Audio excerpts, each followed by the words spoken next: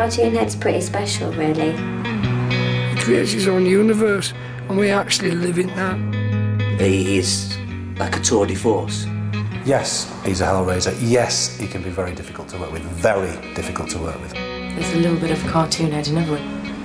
It's like Hanna-Barbera has drawn Christ. My baby loves me. Graham, you're not supposed to have two people there. Stand by for rehearsal. It's no secret that there are certain roles in Ideal that have been written for specific actors. And Peter Slater, the character of Alan the Builder, which he plays, was written specifically for him. Same with Joanna Neary, the part of Judith was written specifically for her. And it's the same with Cartoon Head. Is this the mystique of cartoon? Happy. Yeah. I think he's a method actor, isn't he? I mean, to him, he's himself. He just does so little and makes it work, and I've got a lot to learn, I think, from him. I think you see cartoon head's influence everywhere, really, in a lot of the younger actors. When I was training, we did several modules. Cartoon Head, his module followed Chekhov before we went into kind of Stanislavski, so I was very much aware of his work and you know, very much influenced by it. You watch his face when he's on screen, there's not a flicker of anything. He's just completely committed to delivering, and he does, he delivers. And Jude Law. Jude Law is one who has definitely based his acting style, without a doubt, on Cartoon Head. If you're watching scenes with CH, then you'll see some people actually like that, almost aghast, because they have been quite literally blown away by his talent. Much as that, I don't like the bloke. He has got quite a good body of work. From when he was very young, from when he was 5 or 6, he said to his mum that he wanted to be in films, he wanted to be on TV, and that was his biggest ambition. And I think he's never lost sight of that. I think the 6-year-old Cartoon Head would be very proud of what he's achieved. He was a child actor. I saw him in Uncle Silas. He played one of the boys in that. Beautiful interpretation. I go back a long way with him, actually. We're at the RSC together, and also there's an episode of Heartbeat as well. And I never used to watch Heartbeat, but I noticed him because he was so good. A bit like JFK shooting, you remember where you were. It was the puncture scene. He was playing a policeman in it. This is when back when Nick Berry was still doing it, and he was just mesmerising, absolutely fantastic. And he had a scene. I believe he had a puncture on his bicycle. Fixing that puncture, and you know, to everything, turn, playing in the background, and it was very symbolic of the time, and came to be very symbolic of our generation. I mean, Sam who's doing the makeup now. We were talking about it because she says she saw the scene as well. You know, didn't you, Sam? You remember that? I did, yeah. Very and good. Impressed. You know, he brought you to tears. He'd bring something. He just has this presence, and ever since I've been hooked, I've always been determined to try and work with him. And I went watching him. It was at the old Vic in London, in Hamlet. I saw him play Iago in Othello, completely silent. I don't want to be nasty, but I don't really get it. He's not an actor. He doesn't act. That would merely be about learning words and expressing some emotions. No, it's not safe! We're round on Friday. He might talk about his professionalism, but I've seen him come to work still. Now and again he lets his hair down, but off it from the night before. Sam, yeah. You have a bad night? Your eyes look terrible. Let's put some cotton wool on your eyes. Try and calm them down. Tilt your head back. That's it.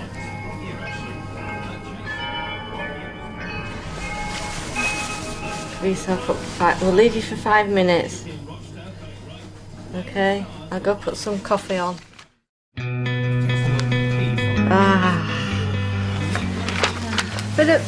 Pop a bit of moisturiser on you, a bit of anti-shine, and we're done. certain people, won't mention any names, but Johnny Vegas, for example, has turned up a little bit worse for wear on a morning, but he's never bought a prostitute with him.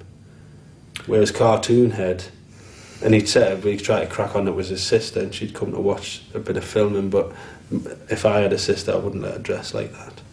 Feel better? Ready for the day ahead? Marvellous. Ready on set. Bye. He's just one of those bad guys that every girl loves to love, you know. Cartoon Head and sex go together like chips and salad. It's all right for the working class, but you know, anything above that, forget it. He's had this on and off relationship with Nikki. Most people know that you know, we did have quite an intense relationship. You know, he had a bit of thing with Joe as well. I first started seeing Cartoon Head, going out with him properly after the first morning of filming on the second series. I remember thinking how sweet he was because he was so quiet. And Cartoon Head and me were a good couple for that first morning, and the afternoon was very pleasant. But by the evening, his partying ways became apparent. I'm really, really angry about this. When he's with a woman, you know that he's also with about 20 other women. He's a Hellcat, you know, and he kind of welcomed me to the cast in his own style. You know, I ended up in Wigan with, I've got a midsection tattoo now, which is ruled out period drama, but it was worth it, you know.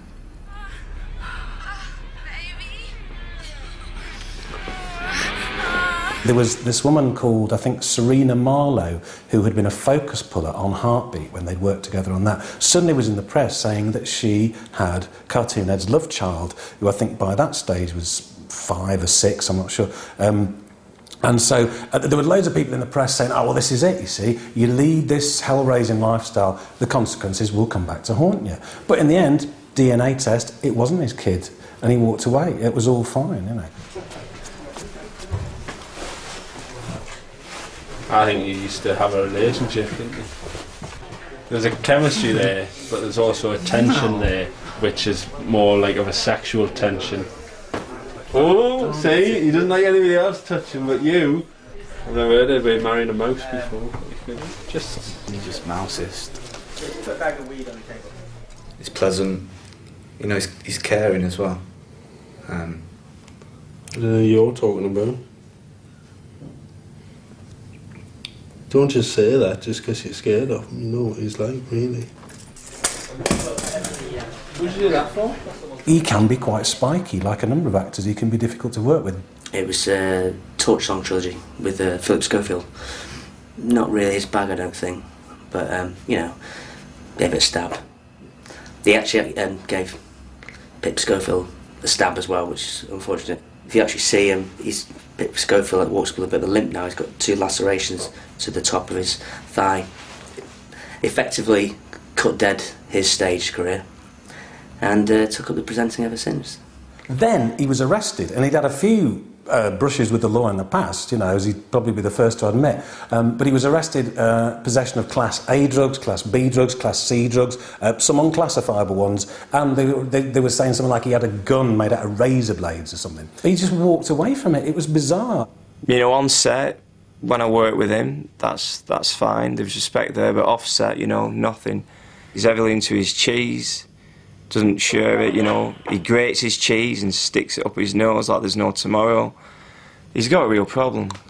And I think it's the cheese. When he's having too much cheese, he just gets aggressive and he pushes people around. But I tell you, if he pushes me around or pulls my makeup off, I'll bloody tear that cheese off and I'll whack it right on his head. Proper hard. I've done cheese with him, yeah, a few times. So what? It's just cheese. They haven't got this cheese today.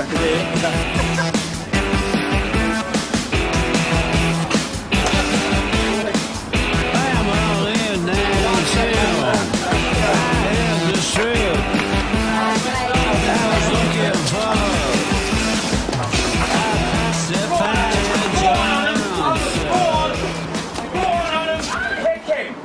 Cartoonhead has a reputation of being quite a violent man, quite an aggressive man, and I think that's because he is quite a violent and aggressive man.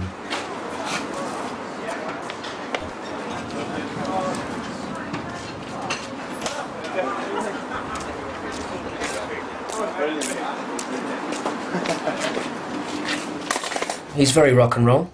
Cartoonhead has, you know, he's smashed quite a few hotels up.